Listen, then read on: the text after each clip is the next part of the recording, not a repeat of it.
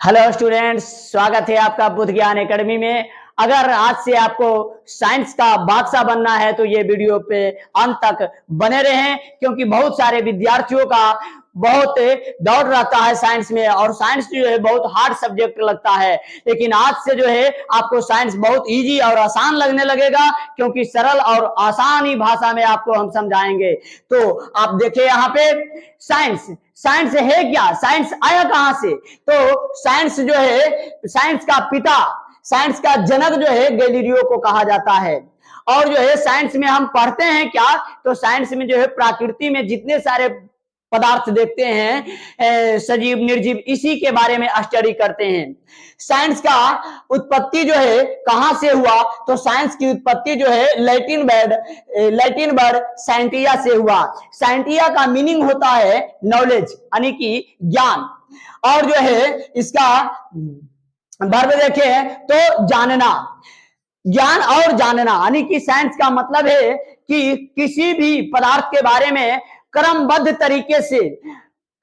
तरीके से ज्ञान प्राप्त करना ही विज्ञान कहलाता है। तो साइंस का जो है बहुत सारे पार्ट है। सोशल साइंस हो गया, आपका फॉर्मल साइंस हो गया, बहुत सारे पार्ट है। लेकिन यहाँ पे जो है स्टडी करेंगे नेचुरल साइंस का, यानी कि प्राकृतिक विज्ञान के बारे में। तो नेचुरल साइंस का जो है दो भागों में जो है डिवाइड किया गया है। यहाँ पे देखिए, एक है फिजिकल साइंस जिसका हिंदी होता है भौतिक विज्ञान, दूसरा है लाइफ साइंस या इसको आप बायोलॉजी भी कह सकते हैं, जिसका हिंदी होता है जीव विज्ञान। इसी फिजिकल साइंस को दो भागों में फिर डिवाइड किया गया है। एक है फिजिक्स जिसका हिंदी है भौतिकी, और एक है केमिस्ट्री जिसका हिंदी है रसायन शास्त्र। भौतिकी का जनक किसे माना जाता है, तो भौतिकी का जनक जो है सर आइजैक न्यूटन को कहा जाता है। न्यूटन का आप नाम सुने होंगे, न्यूटन जो है भौतिकी में बहुत काम किए हैं, इसलिए हाँ, भौतिकी का पिता जो है सर आइजैक न्यूटन को कहा जाता है। न्यूटन का नाम आप क्लास 9th में सुने होंगे। न्यूटन के गति का नियम, न्यूटन ने एक नियम लाए थे, जब पेड़ से जो है सेब गिरा था तो गुरुत्वाकर्षण का नियम लाए थे। अगर वही 10th क्लास का अगर कोई बच्चा रहेगा और सेब अगर गिर जाएगा पेड़ से, तो डायरेक्ट वो सोचेगा सेब खाने का है। इसमें कौन नियम फॉर्मूला लगाता है? लेकिन सर आइजैक न्यूटन ने जो है गुरुत्वाकर्षण का नियम दिए। लाइफ साइंस के बारे में जो है लाइफ साइंस को दो भागों में डिवाइड किया गया है। एक है बोटनी यानी कि वनस्पति विज्ञान, और एक है जूलॉजी जिसका हिंदी है प्राणी विज्ञान। अब चलते हैं इसमें स्टडी क्या क्या करना है। तो भौतिकी में जो है स्टडी हम करेंगे, बहुत सारे दैनिक जीवन में घटनाएं घटित होता है। जैसे प्रकाश की किसी चमकीली या चिकनी सतह पर पड़ती है तो वह अपने ही माध्यम में लौट जाती है, यह भी एक घटना है। दूसरी चीज जो है, बाल्टी में पानी भरा हुआ है, उसमें रखा हुआ सिक्का थोड़ा सा ऊपर दिखता है, यह भी एक घटना है, यह भी दैनिक जीवन में देखते हैं। पानी से भरी बाल्टी में पेंसिल या छड़ी अगर रख देते हैं तो थोड़ा सा जो है मुड़ा हुआ प्रतीत होता है, यह भी एक दैनिक जीवन में घटनाएं हैं। न्यूटन का नियम, गुरुत्वाकर्षण नियम, ये सब जो है दैनिक जीवन में जो भी घटनाएं हम देखते हैं, इसको जो है भौतिकी में स्टडी करेंगे। अलग अलग जो है साइंटिस्ट का नियम आएगा और अलग अलग नियम का नाम रहेगा, इसी सब का स्टडी जो है भौतिक में हम करेंगे, भौतिकी में।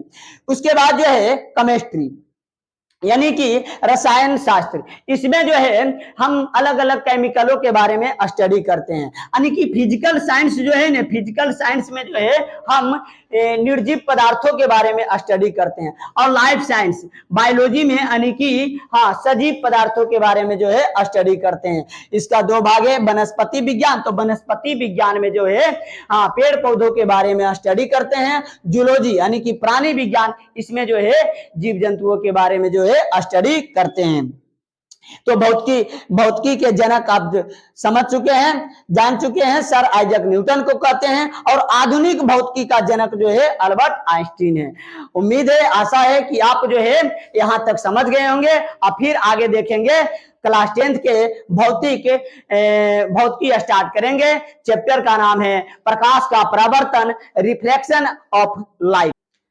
हाँ तो बच्चों देखिए, क्लास 10th का फिजिक्स यहाँ पे है। आज क्लास 10th के फिजिक्स का जो है चर्चा करेंगे साइंस में। चैप्टर पहला है प्रकाश का परावर्तन। फर्स्ट चैप्टर का नाम है प्रकाश का परावर्तन, इसका हिंदी है रिफ्लेक्शन ऑफ लाइट। तो सबसे पहले चैप्टर का परिचय जान लेते हैं। आखिर प्रकाश क्या है, प्रकाश का परावर्तन का मतलब क्या होता है। अगर ये जान लेता है विद्यार्थी तो ये चैप्टर और आसानी से जो है समझ में आता है। तो प्रकाश कहेंगे किसको, तो किसी भी हम वस्तु को देखते हैं तो उसके लिए जो है दो चीजों की जरूरत पड़ती है। एक तो हमारी आंख और दूसरी प्रकाश। इन दोनों के मदद से ही हम किसी वस्तु को देखते हैं। अब देखते हैं कैसे, जिसे मान के चलिए कि मेरे पास ये मार्कर है। अब ये मार्कर को हम देख रहे हैं तो कैसे देख रहे हैं, तो इस पर जो है ना कहीं से प्रकाश आकर के इस पर पड़ रहा। अब पड़ने के बाद जो है टकरा करके जो है हमारे आंख तक पहुंचता है, तब जाकर के हम इस वस्तु को देख पाते हैं। ऐसा कुछ लोग समझ जाता है कि प्रकाश डायरेक्ट आंख में आता है और वस्तु को देख लेते हैं। अगर आंख में डायरेक्ट प्रकाश आएगा तब तो आंख ये चौंधरा जाएगा, तो ये वस्तु दिखेगा कहां से। नहीं, प्रकाश जो है सबसे पहले वस्तु पर पड़ता है। अब वस्तु पर पड़ने के बाद जब टकराता है तब जाकर के आंख पर पहुंचता है, तब जाकर के इस वस्तु को हम देख पाते हैं। तो किसी भी वस्तु को देखने के लिए हमें प्रकाश और हमारे आंखों की जरूरत पड़ती है, अपने आंखों की जरूरत पड़ती है। तो ये जो है, हाँ, इस बात को हम बोर्ड पर नोट कर दिए हैं। प्रकाश वह भौतिक कारक है, हम कह सकते हैं प्रकाश वह भौतिक कारक है जिसकी मदद से, जिसकी सहायता से हम किसी वस्तु को देख पाते हैं। एक तरह से प्रकाश कारक ही तो है, जो कि उसके मदद से हम किसी वस्तु को देख पाते हैं। अब देखिए, प्रकाश जो होता है कि प्रकाश किसी भी वस्तु से इस तरह से निकलता है, यानी कि हम कह सकते हैं कि प्रकाश जो है सीधी रेखा में गमन करती है, सरल रेखा में गमन करती है। हाँ, ऐसा नहीं कि टेढ़ी मेढ़ी रेखा में गमन करती है। अगर टेढ़ी मेढ़ी रेखा में गमन करे तो एक रूम में या एक गली में अगर लाइट जला दे तो इधर लाइट दे देगा, घूम के इधर लाइट दे देगा, घूम के इधर लाइट दे देगा। लेकिन ऐसा बात नहीं है, प्रकाश जो है सीधी रेखा में गमन करती है। हमेशा याद रखना, क्योंकि बोर्ड एग्जाम में जो है बहुत बार पूछ चुका है। फिर आगे हम देखेंगे, प्रकाश जो है एक तरंग होता है। हाँ, और कौन सा तरंग तो बहुत होता है। कौन सा तरंग, तो विद्युत चुंबकीय तरंग। अब इसको विद्युत चुंबकीय तरंग जो है, हाँ, कहते हैं कैसे, तो इसको जो है, हाँ, कोई ना कोई तरंग को जो है गमन करने के लिए किसी ना किसी माध्यम की आवश्यकता होती है। जैसे साउंड भी एक तरंग है, तो साउंड जो है एक जगह से दूसरे जगह तक जाने के लिए किसी ना किसी माध्यम की जरूरत, यानी कि किसी ना किसी माध्यम के होते हुए साउंड पहुंचती है। लेकिन प्रकाश को गमन करने के लिए किसी माध्यम की जरूरत नहीं होती है, इसलिए इन निर्वात में भी गमन कर लेती है प्रकाश। यानी कि हाँ, जहां वायुमंडल नहीं हो वहां, यानी कि चंद्रमा पे चले जाइए तो वहां जो है प्रकाश गमन कर लेती है। निर्वात में इसका चाल है 3 लाख किलोमीटर प्रति सेकेंड, यानी कि एक सेकेंड में 3 लाख किलोमीटर की दूरी तय करती है प्रकाश। निर्वात में इतना इसका चाल है। लेकिन तरंग जो है, और भी कुछ तरंग है, जिसे साउंड भी एक तरंग है, लेकिन साउंड को गमन करने के लिए किसी ना किसी माध्यम की जरूरत होती है। साउंड यहां से बोल रहे हैं और किसी के पास अगर साउंड जाती है आवाज, तो किसी ना किसी माध्यम से होकर के जाती है।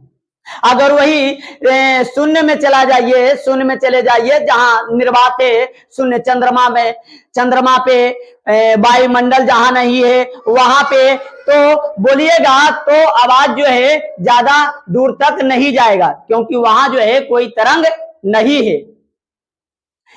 तो आशा है कि आप यहां तक समझ गए होंगे। फिर आगे देखते हैं। प्रकाश एक ऊर्जा है।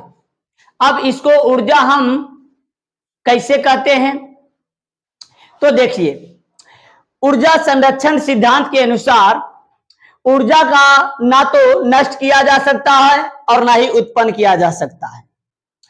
जैसे कि लालटेन में, जनरेटर में, हम लालटेन में अगर तेल डालते हैं तो तेल तो रासायनिक ऊर्जा है, और रासायनिक ऊर्जा को क्या कर देता है, प्रकाश ऊर्जा में बदल देता है। इसी प्रकार से जनरेटर में हम देखें तो तेल डालते हैं तो रासायनिक ऊर्जा है, रासायनिक ऊर्जा को जो है विद्युत ऊर्जा में बदल देता है, और यदि परिपथ में अगर कोई बल्ब लगा हुआ रहता तो जल जाता है, यानी कि विद्युत ऊर्जा से फिर प्रकाश ऊर्जा में बदल जाता है। इसलिए हम कह सकते हैं कि प्रकाश जो है एक ऊर्जा है। फिर आगे बढ़ते हैं, प्रकाश के स्रोत। प्रकाश स्रोत किसको कहते हैं, तो वैसी वस्तुएं जिनसे प्रकाश निकलती है उसे प्रकाश स्रोत कहते हैं। सबसे आसान, वैसी वस्तुएं जिनसे प्रकाश उत्सर्जित होती है उसे प्रकाश स्रोत कहते हैं। अब ये प्रकाश स्रोत जो है दो प्रकार के होते हैं। प्रकाश स्रोत को जो है दो भागों में बांटा गया है, एक प्राकृतिक प्रकाश स्रोत और एक जो है मानवीय या कृत्रिम प्रकाश स्रोत। प्राकृतिक प्रकाश स्रोत में हो गया, जैसे इसमें आ जाएगा सूरज, तारे, इस सब से भी प्रकाश निकलते हैं। और मानवीय प्रकाश स्रोत में हो जाएगा बिजली का जलता हुआ बल्ब, मोमबत्ती, लालटेन, लैंप, ये सब हो जाएगा। फिर आगे देखिए, प्रादीप्त और अप्रादीप्त वस्तुएं, यानी कि प्रकाश निकलने और नहीं निकलने के आधार पर जो है वस्तुओं को दो भागों में बांटा गया है, एक प्रादीप्त वस्तु है, एक अप्रादीप्त वस्तु है। तो प्रादीप्त वस्तु कहते हैं किसे, प्रादीप्त वस्तु वैसी वस्तु जिनसे प्रकाश जो है निकलती है उसे प्रादीप्त वस्तु कहते हैं। इसको दीप्तमान वस्तु भी कह सकते हैं, जैसे सूरज हो गया, तारा हो गया, लालटेन हो गया, लैंप हो गया, इस सब से प्रकाश निकलती है। और अप्रादीप्त वस्तुएं किसे कहते हैं, तो वैसी वस्तुएं जिनसे प्रकाश नहीं निकलती है तो उसे अप्रादीप्त वस्तुएं कहते हैं। जैसे आपका हो गया है, कुछ भी ले लीजिए जिससे प्रकाश नहीं निकलता, ईंट, पत्थर, लकड़ी, इस सब से तो प्रकाश नहीं निकलता, तो सब अपरादीप्त वस्तुएं हो गई। फिर आगे हम बढ़ते हैं तो आगे चलते हैं, पारदर्शी पदार्थ। अब पारदर्शी पदार्थ कहते हैं किसको, तो वैसा पदार्थ जिनसे होकर प्रकाश जो है आसानी से आर पार कर जाता है उसे पारदर्शी पदार्थ कहते हैं। जैसे में आप कांच ले लीजिए, कांच से जो है प्रकाश आसानी से आर पार कर जाती है। आप हवा ले लीजिए, आप जो है जल ले लीजिए, ये सब जो है पारदर्शी पदार्थ कहते हैं। तो आज के वीडियो में यहीं तक रहते हैं और आशा है कि आप लोग जो है समझ गए होंगे। आप अगर इस YouTube चैनल पर नए हैं तो सब्सक्राइब, लाइक, शेयर जरूर करें और आपका जो भी डाउट है कमेंट बॉक्स में जरूर बताएं ताकि आपका डाउट जो है क्लियर कर सकें। धन्यवाद।